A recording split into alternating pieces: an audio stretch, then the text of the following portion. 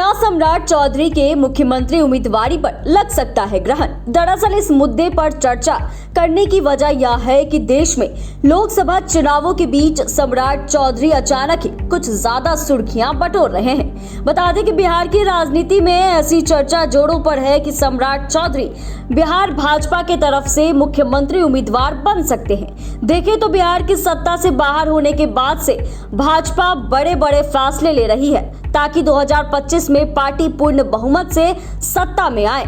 लेकिन क्या भाजपा सम्राट चौधरी को मुख्यमंत्री उम्मीदवार घोषित करके चुनाव लड़ेगी? यह बड़ा सवाल है। गौरतलब है कि भाजपा के फायर ब्रांड नेता गिरिराज सिंह ने एक सभा में अपने मुंह से सम्राट चौधरी को तो मुख्यमंत्री का उम्मीदवार घोषित नहीं किया, लेकिन एक बड़े मंजे हुए खिलाड़ी की तरह जनता के मुंह से कहलवा दिया कि बिहार का सीएम कैसा हो। इसी में जवाब आया कि सम्राट चौधरी जैसा हो। यानी कि गिरिराज सिंह ने इशारों में सम्राट चौधरी को मुख्यमंत्री उम्मीदवार घोषित कर दिया।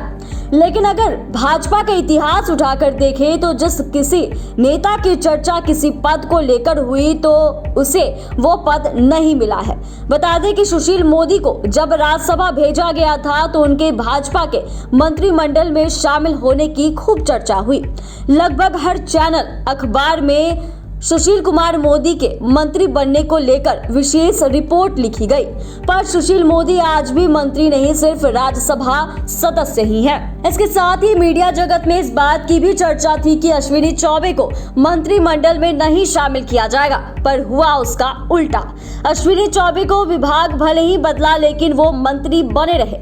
इसके अलावा अगर बिहार प्रदेश अध्यक्ष पद की चर्चा करें तो इस पद के लिए राजेंद्र गुप्ता सहित कई नाम मीडिया में छाया हुआ था, लेकिन बिहार भाजपा की कमान सम्राट चौधरी को सौंपी गई, जबकि उनके बारे में यह कहा जाता था कि उनकी स्कूलिंग राजद में हुई और वे जदयू में भी रहे।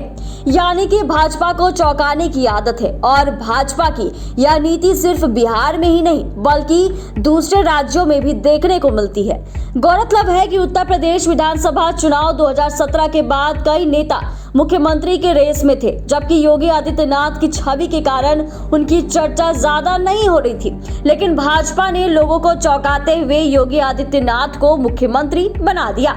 बात महाराष्ट्र की करें तो 2014 में हुए विधानसभा चुनाव के बाद वहां भी कई दिग्गज नेता मैदान में थे, लेकिन भाजपा ने देवेंद्र फडणवीस पर भरोसा जताया। इससे यह नजर आता है कि भाजपा चर्चा में बने हुए नेताओं को चर्चा में ही छोड़ देती है और जिसके बारे में ज्यादा चर्चा नहीं हो रही हो उसे बड़ा पद दे देती है। इससे ऐसा नजर आ रहा है कि सम्राट चौधरी का चर्चा में आना उनके लिए झटके के समान है। दरअसल भाजपा की राजनीति थोड़ी अलग तरह की रही है। भाजपा ज्यादातर मामलों में अपने पत्ते नहीं खोलती है, खासकर जहां भाजपा को अब साबित करना है वहां पार्टी इन दिनों मोदी और शाह के भरोसे चुनाव जीतने का काम करती रही है। ऐसे में भाजपा की चुनावी रणनीति को समझना थोड़ा कठिन है। वैसे भी भाजपा में सम्राट चौधरी की स्वीकार्यता सवालों के घेरे में है।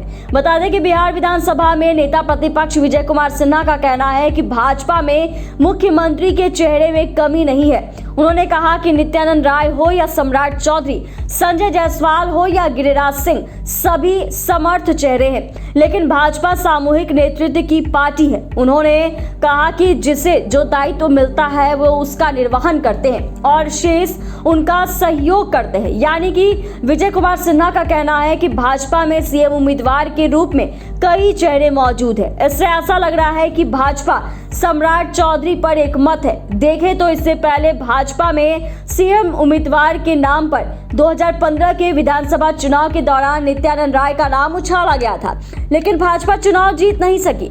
वहीं अब सम्राट चौधरी का नाम उछाला जा रहा है और अब देखना यह है कि सम्राट चौधरी भाजपा के सम्राट बन पाते हैं या नहीं।